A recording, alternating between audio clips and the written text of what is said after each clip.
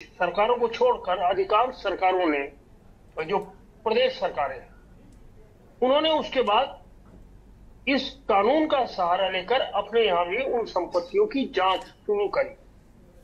खासकर बीजेपी शासित राज्यों में या जो कोलिशन गवर्नमेंट में है, बीजेपी के साथ किसी न किसी मिली जुली सरकार जहां है, उन सब ने उन संपत्तियों की जांच शुरू करने का फैसला किया जो वक्फ के नाम पर वक्फ के पास है जी। और उस बहुत सारी चीजें, जैसे हमारे यहाँ मुख्यमंत्री की आप बाइट सुना रहे थे, तो उसमें भी यह हुआ कि 5,000 से ज्यादा संपत्तियां उत्तराखंड में भी है वक्फ भी। अब उसकी जांच होगी। तो निश्चित तौर पर यह कोई जरूरी नहीं है कि सारी ही गलत हो, लेकिन यह भी तय है कि सब कुछ सही नहीं है, इसीलिए इस बिल की जरूरत आन पड़ी। दूसरी चीज, विपक्ष बिल्कुल आराम से ये बोल सकता है कि क्योंकि ये भाजपा का राज चल रहा है और भाजपा के राज में निश्चित तौर पर हिंदुओं के पक्ष की जो चीज होंगी वो काम ज्यादा होंगे। बिल्कुल सही कह रहे हैं, क्योंकि बहुसंख्यक इस देश में हिंदू ही हैं, तो निश्चित तौर पर उसके पक्ष के काम होने लाजमी है। लेकिन सरकार ने ये फैसला लिया।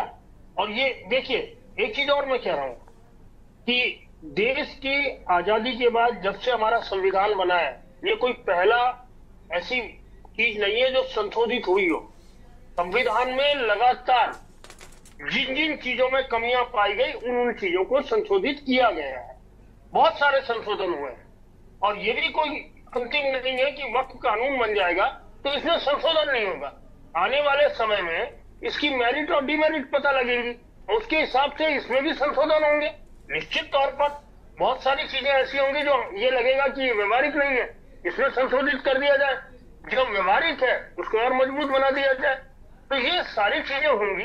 और दूसरी चीज, अगर हम अपने राज्य की बात करते हैं, काजी मोइनुद्दीन ने बहुत बढ़िया मामला उठाया और मैं निश्चित तौर पर उनको बधाई देता हूं कि जो मामला बीजेपी को उठाना चाहिए था, क्योंकि वो बद्रीनाथ केदारनाथ टेम्पल कमेटी की संपत्तियों का सवाल है, वो भाजपा को उठाना चाहिए था कायदे में।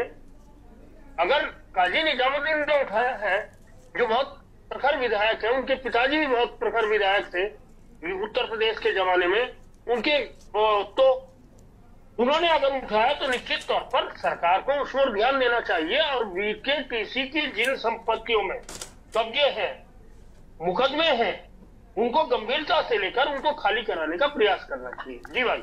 बिल्कुल, हम जरा शांति प्रसाद भट्ट जी का रुख करेंगे। शांति प्रसाद जी, आप कैसे देखते हैं, क्योंकि 5,388 प्रॉपर्टियां हैं वक्फ की, लेकिन उनका कोई जब बोर्ड ही का गठन नहीं है, कर्मचारियों पर निर्भर है, और जो काजी नियामुद्दीन जी ने बात उठाई वो भी मुझे बहुत अच्छी लग रही कि भाई दोनों तरफ चलेगा ना तो फायदा तो उत्तराखंड का ही होना है कुल मिलाकर। देखिए, आज की चर्चा जो है, यदि खुले दिल से इस पर चर्चा हो तो निश्चित रूप से वो संपत्ति जो पड़ी है उसका इस्तेमाल नहीं हो रहा है और जो पावरफुल लोग हैं वो उस पर कब्जा कर काम कर रहे हैं। यदि सरकार की मंशा ठीक है तो निश्चित रूप से ऐसी प्रॉपर्टियों पे कॉलेज, हॉस्पिटल और गरीब लोगों के लिए जो है रैन बसेरा बने तो बहुत अच्छी बात है। अब सवाल इस बात का खड़ा हो रहा है, हम लोकतंत्रीय ढांचे पे जीते हैं और लोकतंत्र में किसी भी चीज को जनता के बीच में लाने के लिए उस पर चर्चा होनी चाहिए। एक बात जो समझ से परे है, जो राज्यसभा और लोकसभा से पास है, राष्ट्रपति ने मोहर लगा दी, उसके बाद यदि सुप्रीम कोर्ट में मामला जाता है तो ये हमारी संसदीय प्रणाली के ऊपर प्रश्न चिन्ह खड़ा होता है।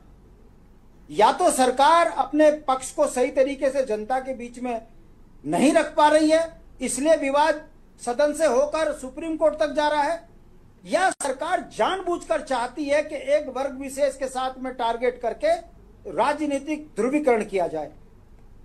हमारा यह कहना है कि किसानों के भलों के लिए अगर कोई आंदोलन आता है तो किसान आंदोलन कर रहे, यूसीसी से लेकर तमाम आप कानून को देख लीजिए, नोटबंदी का देख लीजिए, किसी भी चीज में देख लीजिए, या तो भारतीय जनता पार्टी जनमत सही तरीके से स्वीकार करे, इस ये चीज करने में सफल नहीं हो पा रहे हैं। यही कारण है कि इनकी अच्छी योजना हो, अच्छी मंशा हो, सड़कों पे आंदोलन और विद्रोह है और एक वर्ग विशेष पर टारगेट लग रहा है। देखिए, अब मैं आपको दूसरा पक्ष बताता हूं। बिल्कुल। काजी नजामुद्दीन जो राजनीतिक व्यक्ति है, कितना बेहतरीन तरीके से उसने मंदिर समिति की संपदाओं पर सवाल खड़े कर दिए। तो क्या लोकतंत्र में भारतीय जनता पार्टी सबका साथ सबका विकास की बात करती है? क्या निजामुद्दीन की बात पर मोहर लगाते हुए बीकेटीसी की संपत्तियों पर जिन्होंने कब्जा किया डोजर चलाएंगे? या वक्फ की संपत्ति पर लोगों ने अपना घर बना लिया, वो एंटीना जो बंबई के बड़े उद्योगपति का उसमें नाम आ रहा है, या फिर वो जो कर्नाटक में एक मुस्लिम समुदाय का सांसद है उसकी संपत्ति सारी वक्फ की बताई जा रही है, तो क्या उसके घर में डोजर चलेगा? कहने का मतलब है लोकतंत्र में सत्ता का काम संतुलित निर्णय लेने का होता है। अब जिस तरीके से भारतीय जनता पार्टी वक्फ वक्फ बोलकर सवाल खड़े कर रही है, तो काजी नजामुद्दीन ने भी कह दिया कि फिर आपकी मंदिर कमेटी की जो संपत्ति है, मंदिर कमेटी की संपत्ति पे कब्जे हटाओ। आ गए समाज में झगड़ा फैलाने की बात। कहने का मतलब है जनता के वोट से जीती हुई सरकार का काम है जनमत बनाना, लोकसभा राज्यसभा में सहमति करवाना और उसके बाद कानून को लागू करना। मैं आपसे पूछना चाहता हूं, महिला 33% आरक्षण बिल क्यों नहीं आ रहा? आधी आबादी को क्यों नहीं उनका हक मिल रहा? उत्तराखंड से लेकर देश के अंदर जनसंख्या विस्फोट हो रहे हैं, 2 बच्चों का कानून क्यों नहीं लेकर आया जा रहा? क्योंकि इन कानूनों के साथ भारतीय जनता पार्टी को राजनीति सूट नहीं कर रही है। यहाँ हक दिलाने की बात नहीं है, यहाँ राजनीति का ध्रुवीकरण करना है। इस दृष्टिकोण से अखबार भी वो चीज छाप रहे हैं जो भाजपा को लाभ दिखे। अखबार भी संतुलित बात न लिखकर जो बातें लिख रहे हैं वो मुझे साफ साफ दिखता है कि भारतीय जनता पार्टी चुनाव से पहले वोटों का ध्रुवीकरण करना चाहती है। जिस देश में बेरोजगार सड़कों पर हो, जिस देश की संपदाओं पर चाइना कब्जा कर बैठा हो, जिस देश के अंदर आर्थिक संकट खड़ा हो गया हो, जिस देश के व्यापारी जो ट्रम्प की जो 26% का वो ठोक दिया टैरिफ, उससे यहाँ के व्यापारी भुखमरी की कगार पर आने वाले हैं, जिस देश का शेयर बाजार डूब रहा हो, इससे ध्यान भटकाकर कितनी बढ़िया राजनीति है। 5 किलो राशन दो और हिंदू मुस्लिम का जहर घोलो। अगर ये 10 साल सत्ता के बाद भी और 14वें 15वें साल में फिर उसी ट्रैक पर जा रहे हैं, बिल्कुल आ रहा हूं प्रभा जी आपके पास। ठीक नहीं है। आज भारतीय जनता पार्टी के हाथ में सत्ता है। 60 साल कांग्रेस ने सत्ता का गलत उपयोग किया, जिस कारण क्षेत्रीय दल उन पे। आज भारतीय जनता पार्टी ने एक नया ध्रुवीकरण कर देश के अंदर 2 विचारधाराएं खड़े कर राजनीतिक लाभ लेने की बात कर रहे हैं। ये लोकतंत्र में स्वीकार्य नहीं है। इसके गंभीर परिणाम उत्तराखंड से लेकर देश की जनता भुगतेगी। हम चाहते हैं कि इस देश के अंदर सौहार्द बने और कानून ऐसा बने जो हर वर्ग के लिए लाभप्रद हो, हर वर्ग को लगे कि हमारे साथ न्याय हो रहा है, हमारी संपदाओं को बचाने के लिए सत्ताएं अच्छा काम कर रही हैं। ऐसा ना हो कि अंबानी को छूट मिले।